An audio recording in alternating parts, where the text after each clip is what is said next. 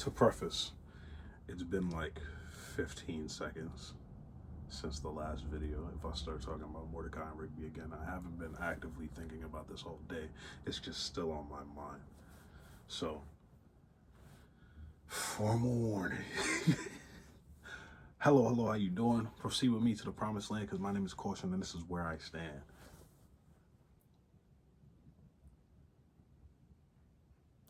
Furthermore, I just want to say this one last thing, bro. This goes for anybody. This goes for anybody who, rolls their eyes at the romantic guy in your friend group, the hopeless romantic in your friend group who just can't seem to stop thinking about that girl or that guy. And I want you to understand, because Rigby, right? The whole group really, they make it a joke, comedic relief. Oh, Mordecai always has these problems, blah, blah, blah, blah, blah, right? Bro, you don't understand. Like, you literally don't understand. That doesn't make you a bad friend, but the way you say it, the way you beat him over the head does make you a bad friend. You're insensitive. You're making their problems smaller because you don't get how it feels.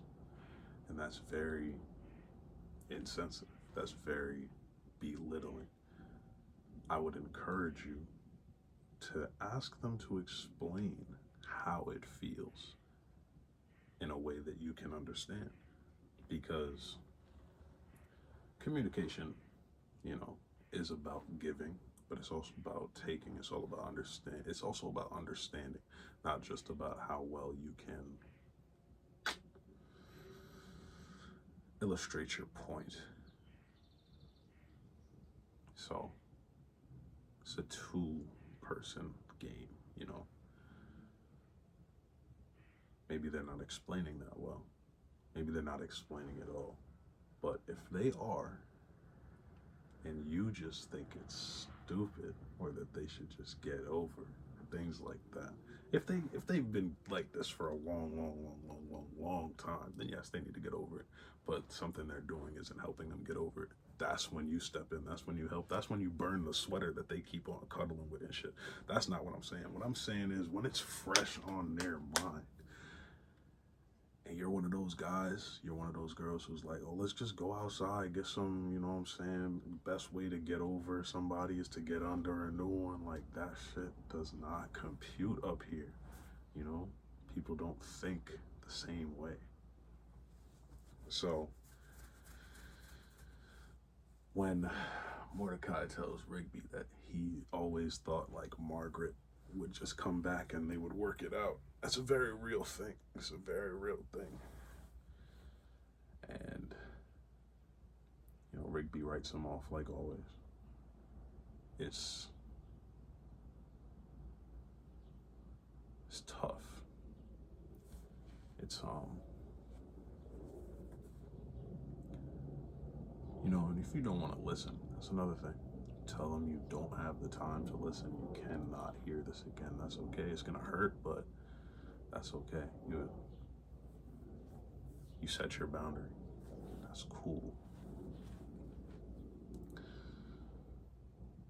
But don't tell them to get over it. That hits me. Like, do you really not think that we've tried to get over it? Do you really not think that do you really not think that I would rather not think about these things? You think I just enjoy? When I'm having a great day and I see something, smell something, feel something, watch something, and I'm just like, oh wow.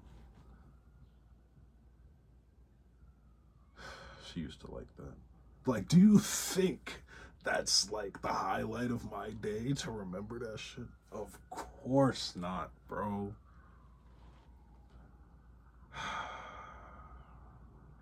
know?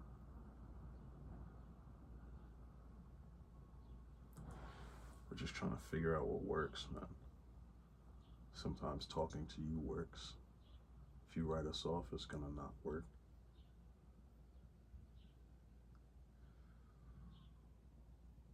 And if your heartbroken friend stops talking to you out of nowhere, I would encourage you to scroll back in your conversation or remember back to some phone calls where you might have written them off. That's all. That's all I'm saying.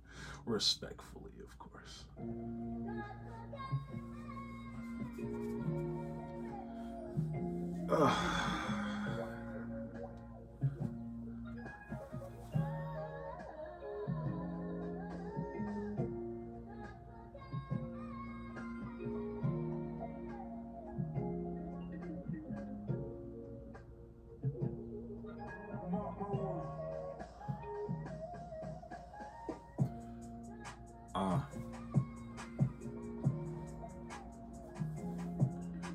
This art reminds me of, I think it's Jeremiah. I could be wrong. And if I did say Jeremiah, then it's because I'm thinking about Love Island Season 7. But it reminds me of this verse in the Bible where God tells this person, I know it starts with a J, not to have a wife in a world like this. Used to be my status on an Instagram account that I own. Anyways,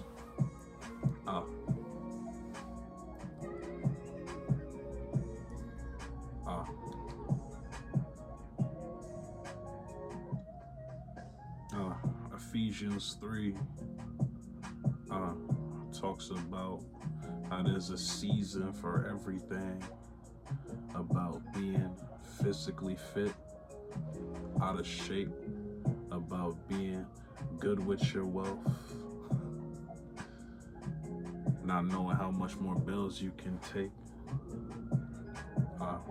being happy, being sad, being real, being fake, that there's a time for war and there's a time for peace, there's a time for everything.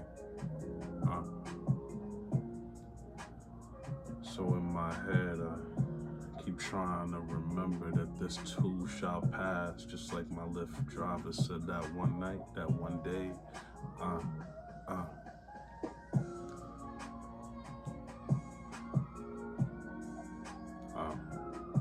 This too shall pass. So I try to find the lesson in every passing glance. That's why I don't take everything at face value. That's why I like to analyze the past, because maybe I missed something.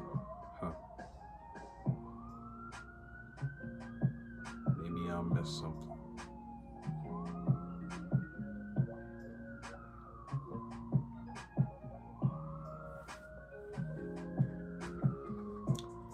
I'm gonna go order some food.